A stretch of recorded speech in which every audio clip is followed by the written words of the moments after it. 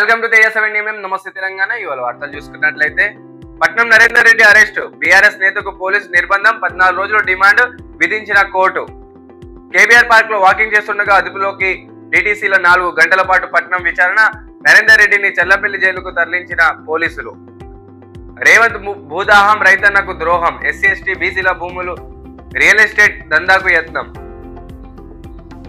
పట్నం నరేందర్ రెడ్డి ఏమైనా టెర్రరిస్టా? కిడ్నాప్ చేసినట్లు అరెస్ట్ ఎలా చేస్తారు? కేబీఆర్ పార్క్ లో వాకింగ్ చేస్తున్న మాజీ ఎమ్మెల్యే పట్నం నరేందర్ రెడ్డిని మఫ్తీలో ఉండి 10 మంది గుండాల మాదిరిగా ఎత్తుకెళ్లి అది అరెస్టేనా లేక కిడ్నాపా? ఆయన ఏమైనా టెర్రరిస్టా? నరేందర్ రెడ్డి భార్యకైనా కనీసం అరెస్ట్ సమాచారం ఇచ్చిండ్రా?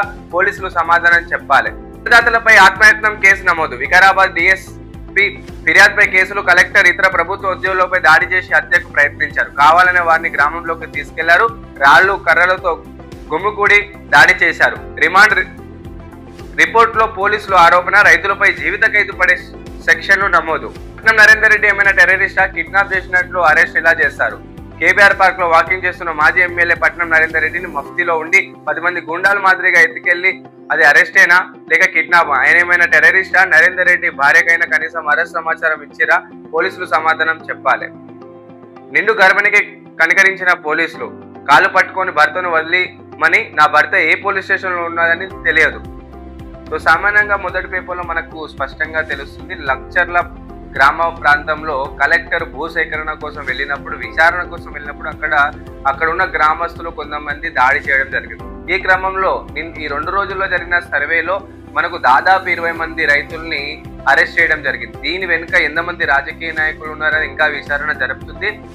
కాబట్టి ఇప్పట్లో దాదాపు మాజీ నరేందర్ రెడ్డి ఎమ్మెల్యేని కూడా పార్క్ లో వాకింగ్ చేస్తుండగా మఫ్తీలో 10 మంది అరెస్ట్ చేయడం జరిగింది. ఇప్పుడు ఆయనను చెర్లపల్లి జైల్లో పెట్టడం జరిగింది. దీని వెనుక ఎంతమంది నాయకులు ఉన్నా ఖచ్చితంగా కూడా వదలమని చెప్పేసి రేవంత్ రెడ్డి గారు కూడా స్టేట్మెంట్ ఇవ్వడం జరిగింది. కలెక్టర్ మీద దాడి ఎవరైతే చేశారో వాళ్ళందరూ కూడా జీవిత ఖైదు ఇవ్వడం జరుగుతుంది. ఆల్రెడీ 20 మందిని అరెస్ట్ చేసి వాళ్ళ మీద కఠినాతి చర్యలు కూడా తీసుకుంటున్నాడు. అధికారంలోకి వస్తే ఏడాదికి 12,000 ఇస్తామన్న హామీ ఇచ్చి ఏడాది అవుతున్నా ప్రభుత్వం ఊసి ఎత్తుకపోవడంతో ఆటో కార్మికులు ఆగ్రహంతో రగిలిపోతున్నారు. ప్రభుత్వం వైఖరికి నిరసనగా 12 రోజుల పాటు నిరసనలు చేపట్టాలని నిర్ణయించారు. ఈ నెల 21న మహాధరణ నిర్వహించబోతున్నారని, అప్పటి వరకు కూడా రోజుకు నిరసనతో ప్రభుత్వం చలనం తెప్పించాలని నిర్ణయించారు. అసోసియేషన్ వాళ్ళకు కాంగ్రెస్ ప్రభుత్వం 12,000 రూపాయలు ఇస్తామని చెప్పి హామీ ఇవ్వడం జరిగింది. కానీ ఇప్పటి వరకు కూడా దాదాపు ఎలాంటి హామీ నిర్వహించలేకపోయారు. కాబట్టి ఆటో అసోసియేషన్ వాళ్ళు ఈ నెల 21వ తేదీన మహాధరణ చేయించబోతున్నారు. మరో నేత కార్మికుడు ఆత్మహత్య, ఆర్థిక ఇబ్బందులతో ఉరేసుకున్న కొమరయ్య. సాంచలపై సావు సవాళ్లు, సిరిసిల్లలో నేతల మృత్యు ఘోష. ఉరితాలు పేనునున్న వస్త్ర పరిశ్రమ, 11 నెలల్లో 13 మంది బలమరణం. ధాన్యంపై కేర్లెస్, మద్యంపై ఫోకస్. ధాన్యాన్ని కొనేందుకు మిల్లర్లు మొండికేయడంతో బుధవారం నల్గొండ జిల్లా వేములపల్లి మండలంలో నార్కెట్పల్లి అదాంకే రహదారిపై ముళ్లకంపలు అడ్డంగా వేసి ఆందోళన చేస్తున్న రైతులు, అడ్డుకుంటున్న పోలీసులు. మళ్లీ హైడ్రా కూల్చివేతలు, ప్రభుత్వ స్థలాలపై దృష్టి పెట్టిన అధికారులు. రోడ్లు కబ్జాలను జేసీబీలతో హల్చల్, భయాందోళనలో గురవుతున్న స్థానికులు. సో హైడ్రాకు సంబంధించిన మరొకసారి విషయం బయటపడింది. అంబర్పేటలోని బతుకమ్మ కుంట దగ్గర దాదాపు అక్కడ ఉన్న 5 ఎకరాల భూముల్ని కూడా దాదాపు మేము తొలగిస్తామని చెప్పేసి హైడ్రా కమిషనర్ రంగనాథ్ కూడా చెప్పడం జరిగింది. అంటే ఈ మధ్య హైడ్రా ఎక్కడైతే నాలాలు ఉన్నాయో, ఎక్కడైతే చెరువులు ఉన్నాయో దాని ప్రాంతంలో FTL పరిధి భూసేకరణ ఖచ్చితంగా చేస్తామని గతంలో హైడ్రా చెప్పుకొచ్చింది. ఇప్పుడు అంబర్పేట ప్రాంతం వాసులకు భయాందోళనలు మొదలయ్యాయి. బుల్డోజర్ కు బ్రేకులు, నోటీసులు ఇవ్వకుండా ఆస్తులు కూల్చొద్దు, అప్పీల్ జవాబు చెప్పకునే అవకాశం ఇవ్వాలి, అధికారులకు జడ్జిలు మారి శిక్షలు వేయొద్దు, అక్రమంగా కూలిస్తే జీతం నుంచి పరిహారం, ఆస్తులు కూల్చివేతలపై సుప్రీంకోర్టు కీలక తీర్పు, కూల్చివేతలపై రాష్ట్రాలకు మార్గదర్శకాలు జారీ. జీవితాన్ని ఉత్సాహంగా మార్చుకోవాలి, ఆర్ట్ లివింగ్ మహా సత్సంగంలో శ్రీ రవిశంకర్. దేశం వీడుతున్న అమెరికన్లు, డొనాల్డ్ ట్రంప్ ఎన్నికల్లో వాగ్దానాల ప్రకారం అమళ్లపై భయాందోళనలు, గర్భస్థానం, లింగ మార్పిడిపై ఆపరేషన్ల నియంత్రణపై వ్యతిరేకత, యూరప్, లాటిన్ అమెరికాలకు వలస వెళ్లేందుకు ఆసక్తి. భారత్ లో తొలి హైడ్రోజన్ రైలు, అతిపెద్ద రైల్వే నెట్వర్క్ కలిగిన భారతీయ రైల్వే రాబోయే కాలంలో హైడ్రోజన్ తో రైలును నడిపేందుకు సిద్ధమవుతుంది. తొలి హైడ్రోజన్ రైలుకు సంబంధించి పైలట్ ప్రాజెక్ట్ త్వరలోనే ప్రారంభం కాబోతుంది. శబరిమల భక్తులకు కోసం AI chat board.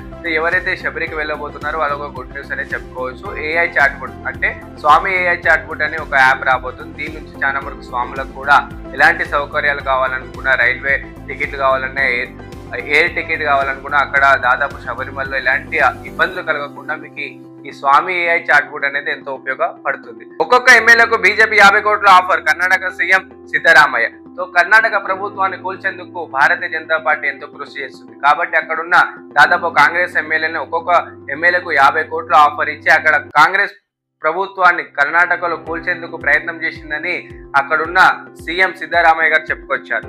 Burj Khalifa కన్నా ఎత్తైన భవనం అమెరికాలో నిర్మాణానికి సన్నాహాలు.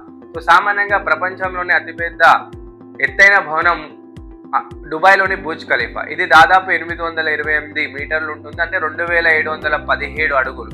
సో దానికన్నా పెద్ద భవనం ఉందంటే లేదు. కానీ ఇప్పుడు న్యూయార్క్ ప్రాంతంలో మహాపట్నంలో దీనికన్నా ఎత్తైన భవనం రాబోతుంది. అంటే దాదాపు 4000 అడుగుల బిలియనర్స్ రో గ్రూప్ వాళ్ళు సంబంధించిన 4000 అడుగుల పెద్ద భవనం రాబోతుంది.